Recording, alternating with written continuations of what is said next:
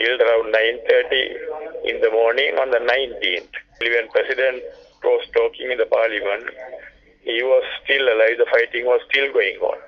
When Mahinda Rajapaksa kissed the tarmac on the 16th of May, we had not finished the war yet.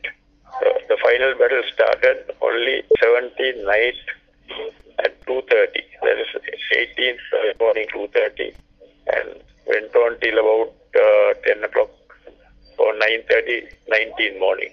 And after we eliminated the LTT, 1 year since we eliminated the LTT, 19th of May, and actually the whole country must be very proud and the whole country must be very happy and should have been in the mood to celebrate.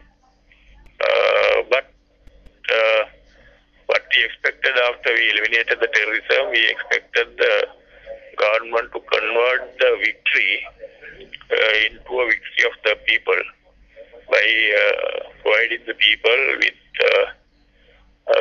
what is required to improve their quality of life and meeting with the hopes of the people rather than people ending up finally with despair and not being able to convert the victory into a victory of people.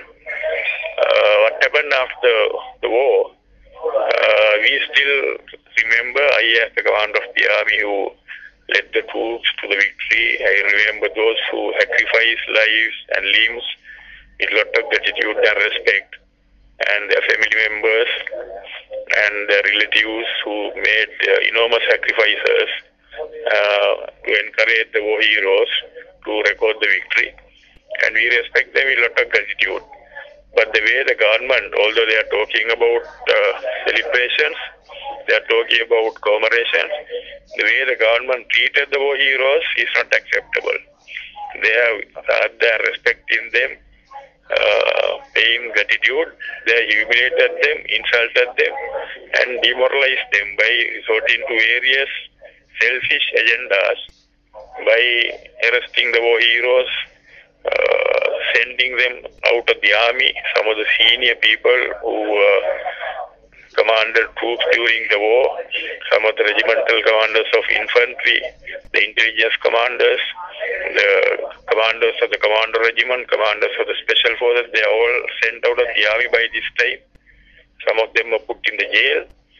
So by doing this, the government has actually insulted and let the fight down. So that's not the way for their own political ambitions and for their own propaganda. They have let the fight down. The army is demoralized now. But this is not what we expected. They have been also part of the victimization campaign, one of the victims.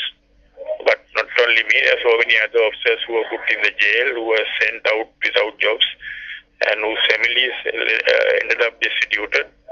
So we are not happy about what has happened. This is all due to the political ambitions and the selfish agendas of Mahinda Rajapaksa and Gotabaya Rajapaksa mainly.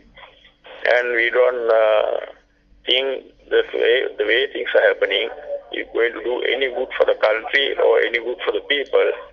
They are only trying to consolidate their own agendas.